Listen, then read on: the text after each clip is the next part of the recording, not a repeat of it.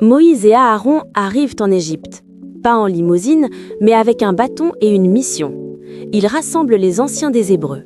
Et là, annonce solennelle, Dieu va vous libérer, direction terre promise. Les anciens s'inclinent, le peuple adore. Tout le monde est ému jusqu'à ce que Moïse dise « Bon, maintenant faut aller voir Pharaon ». C'est là que ça se complique. Moïse et Aaron entrent chez Pharaon. Pas d'invitation, pas de tapis rouge. Juste une phrase qui va tout déclencher.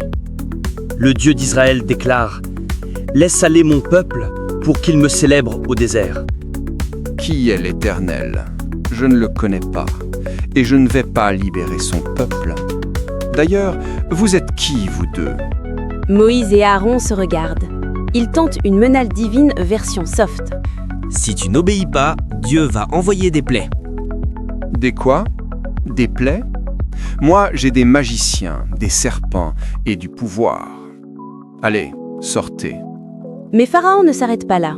Il donne l'ordre. Plus de paille pour les briques, qu'ils la ramassent eux-mêmes et qu'ils gardent le même quota. Traduction, vous voulez des miracles, je vous donne du burn-out. Allez les Hébreux, moins de prières, plus de briques, bande d'incapables. Les esclaves sont épuisés. Ils cherchent de la paille, ils se font frapper et les anciens reviennent vers Moïse et Aaron. Que Dieu vous juge. Vous nous avez mis dans la galère. Pharaon nous déteste et nos quotas nous tuent. Pourquoi ce chaos? J'ai parlé en ton nom et rien n'a changé. Par ma main puissante, je ferai sortir mon peuple. Je suis l'Éternel, je tiens mes promesses. Je vous prendrai pour mon peuple et je serai votre Dieu. Et non, je n'ai pas oublié la terre promise. Moïse transmet le message, mais les Hébreux sont trop épuisés pour écouter. Moïse doute encore. Si les Hébreux ne m'écoutent pas, pourquoi Pharaon le ferait? Et en plus, je parle mal. Aaron parlera pour toi et Pharaon ne vous écoutera pas. Mais moi, je vais frapper fort, très fort.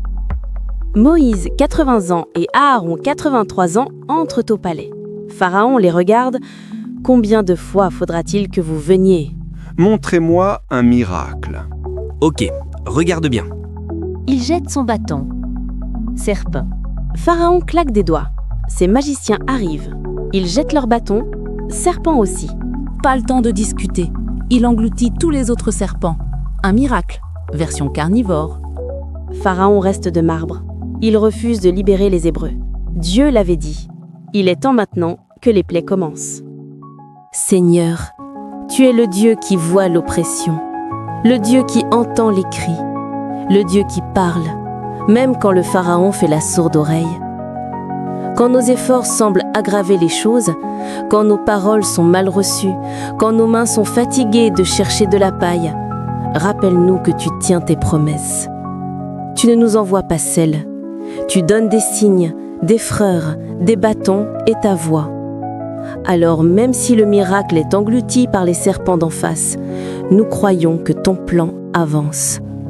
Fais de nous des Moïse fatigués mais fidèles, des Aaron qui parlent quand la voix tremble, et des témoins qui tiennent bon jusqu'à la délivrance.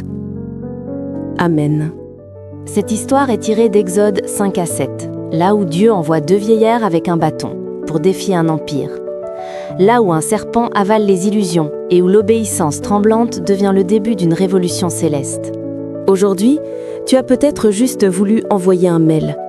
Tu as parlé avec ton cœur et on t'a répondu comme Pharaon. Qui est l'Éternel?